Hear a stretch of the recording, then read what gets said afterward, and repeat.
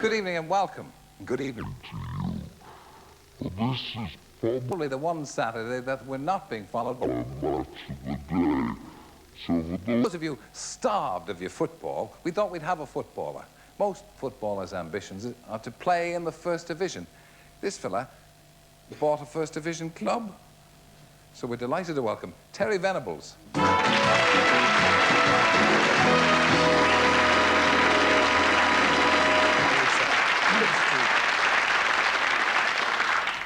Do you get called Tell as well? All the time. Yeah. Drives you I mad. hate it, don't you? Yeah. Why? You're a Cockney. Why? Well, an East End boy. Why do they call us Tell? Well, they can't go further than one syllable, you see. That's the normal. Is that it? It's what I not short thought it for was. something filthy, is it? I shouldn't think so. I wouldn't know if it was. I know most of the filthy things, so I don't think it's any of that. Now, you're, as I say, not only the manager of Queen's Park Rangers, you own the place as well. Well, nearly. I don't own the place, actually. You don't own the place, but you own the club. You're the managing director. Yeah, that's right, yes. Yeah, I'm the biggest shareholder outside Jim Gregory's family. Does this not kind of lead to a strange sort of megalomania? Yes. Yeah, that's true. Well, I spell megalomania for you, and then we can... It's more than one syllable. I told you, cut it out. But your club seems to be in a pretty healthy state, whereas we're hearing about a lot of clubs going into decline, clubs like Charlton, which are having to sell out Derby County, question mark over Derby County. What sort of hints could you give them? Where do you think they're going wrong? I think basically over the past 10 years it's been the transfer market. I think has done that. I think it's overspending and spending out more than what they're taking in. I think it goes for anybody. If you spend out more than what you're getting in, you're going to go skint. I mean, that can't apply to you because you can't spend enough for what you're getting in. But that's got to be right, hasn't it? Yes, I agreed with you right up to the last sentence there. You don't feel you could take them over and make a better job of them, do you? I think everybody feels that. I mean, whether you can or not. I mean, we've come into a situation, as you say, we're in a healthy position at Queen's Park Rangers. So we're obviously very, very pleased. In the last few years, we've got to the cup final and won the second division, and we're quite a healthy position. And you did the same before that with Crystal Palace. And generally, you've had a great deal of success as a manager, as well as a coach and a player. And altogether, I'm getting sick passing you all these compliments. So far. It gets nastier. You can't be later successful in this game because it'll smack you right in the eye if you think you're successful. on. Do you have a formula for success? Is there any sort of, like when an accountant opens a book every morning when he goes in, it says, debit the receiver, credit the giver. Do you have any sort of little rule that you apply to managing or looking after a football club? No, I think the main thing, obviously, is the team. Your administration can be marvellous. If your team is losing, nobody wants to watch it. You've got to try and get the team right. And then over and above that, obviously, the administration, etc., is the second thing, which is very important. And although I say that, the financial state of the game, as you say, is such a poor one. If you're not going to have your finances right, you're not going to have the players. So it's a wicked circle all the time. And you're pressed between making the team right, making the money right. So what happens in most teams is they sell a good player to get the money in, and therefore that's the beginning of the end, because then your team gets worse, you lose more games. So you're only offsetting it, because eventually the money's going to go down if you go down the league. It's generally accepted, I suppose, that English football's in the doldrums at the moment. I mean, the international teams in the doldrums. And the Italian... I don't accept that, actually. I mean, I accept that we're not doing very well, but I think the product in this country and the players are very good. And eventually, putting the things straight, there's no reason why we can't keep up, if not better, the rest of Europe. I've been saying that for about 20 years. Since I know, I've been saying it for 20 years. Since my voice is getting... I mean, no, isn't that just whistling into the wind? No, I don't. I mean, it's easy to lay down and die. What we've got to say then? Are you saying then we should forget it, we're not good enough, and just close up? No, but attendances are dropping. They're dropping drastically. I mean, I think, personally, watching, having live games on a Friday night will affect the gate. I mean, it will affect Southampton's gate when they play Liverpool last night. But at the same time, it will also affect today's gates. Because if people see the game last night, not only do they not go to Southampton, they've had their quota of football, so they won't go on the Saturday either. So you're against live transmission of football? Yeah, I am, yes. I am. I'm not against television. I think there's a terrific place for it in all sports. But I think that anything you enjoy, if you get too much of it, you've had enough. But look at the way it helps American football. It doesn't seem to keep the crowds away from American football. They televise the major games live all the time. Yeah, but they don't televise them in the areas they're being played in if they don't sell the amount of tickets that they should. I wasn't aware of that, Tel. Well, Tell, you've got to know that, haven't you? Hooliganism, which is something you don't get in American football, but certainly seems to be on... They treat them a lot tougher out there. I don't think you would be prepared to do it again if you did it out there. Yeah. You think that's the problem here, that we're not tough enough on hooliganism? I do. I think that's the problem. I think it is a national problem. And we criticised recently Birmingham City, and as we smash down on that, we don't have any problems from Birmingham City, but it will pop up somewhere else. It's a universal problem. There's the theory that if the government leaves it in the football grounds, they won't be doing it in Kensington High Street. I mean, and it doesn't give too many votes for the government if they're going to be too strong on penalties on the football hooligan. Well, why I mean, and I think there's a situation there. The clubs do not want them. I think from their behalf, they think they're representing the club. They think they're sort of standing up for them. I can remember once at Crystal Palace, which was quite amusing. I was in the dugout, and there was a skerfuffle up in the terraces, and all of a sudden, 2 or 3 guys were being frog marched out of the ground, and a guy come with a crew cut haircut with an overripe tomato as an eye, and he turned around to me and he said, "Things I'd do for you, Tel."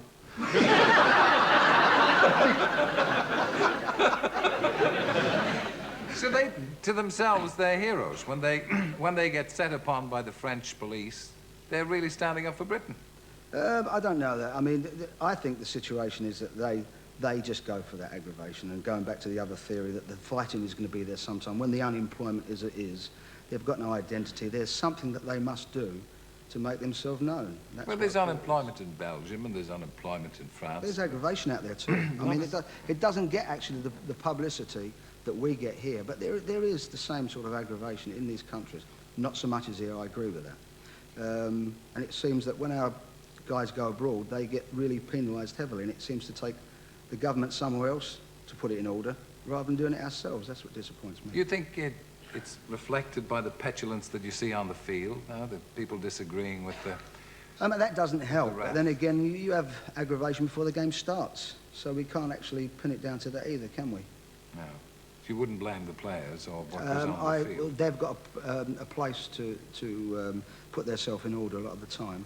But in the heat of the game, it's a very difficult situation. And of course, it's an entirely different situation managing players now than it was, say, 20 years ago. You wouldn't remember that. You were a player then. But would you say players are different, that they require different managerial skills? Yeah, I think so. I mean, everybody's got their own needs. I mean, some need a pat on the back, some needs to get told off, which puts them in. Some need money. You know, that's why we don't pay them any, so they're trying to get some. They'll be in to see me more about it. Well, you're a very articulate man on football, most other things as well. How is it that you haven't become a television pundit? Like, say, Jack Charlton used to be, Brian Clough used to be, Laurie McMenemy. Why do we never see old Terry Venables up there with saying, well, he put it in the net, Brian, and that's what the game's all about? It's a pig and I. Yeah. It's a parrot. Over the moon. Jim. Well, I don't really know. I always thought when I retire, if I do something less than work, I'll host a chat show or something. Yeah.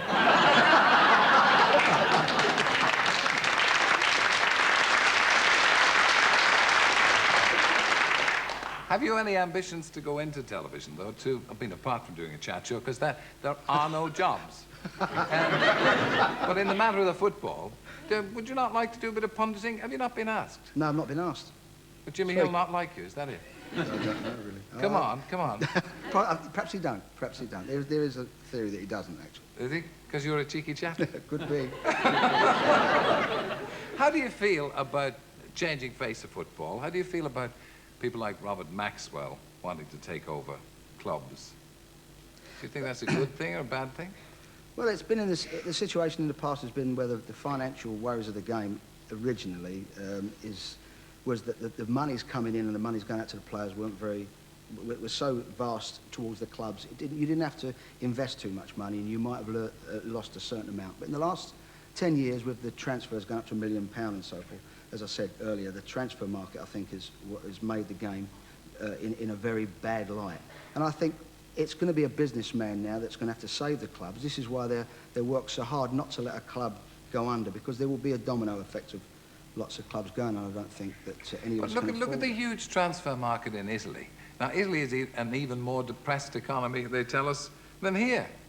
And yet we're talking about £3 million to buy German footballers, £3 million offered for Robson of Manchester United.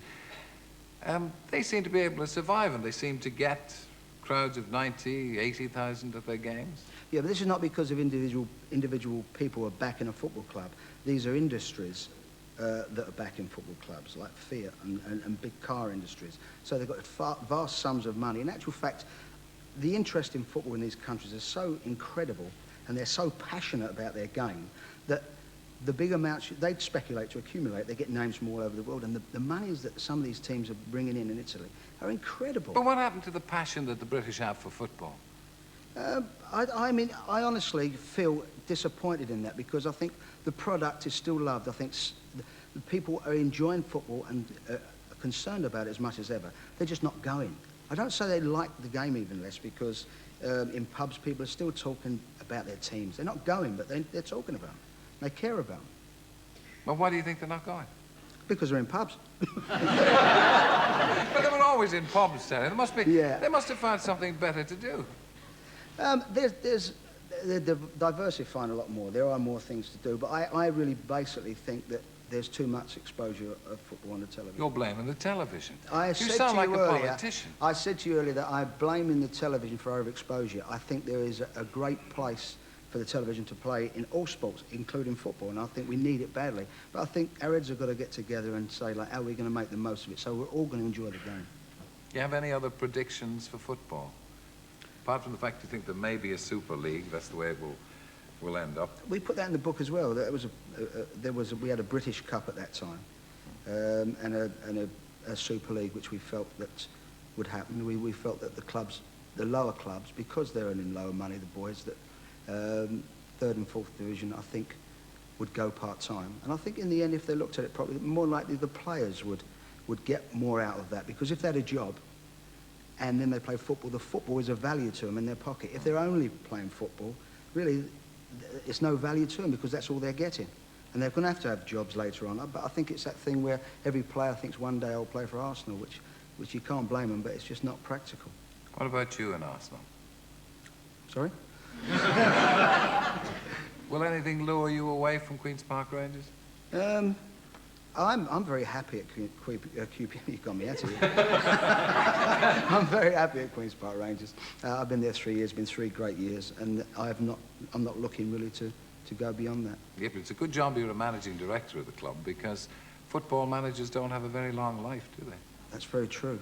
I know that. It's a high-risk business, and it's one that, talking about footballers, should prepare for a lot earlier than they do. They're slung in from being a player one day to a manager the next day, and really sitting there thinking, what should I do?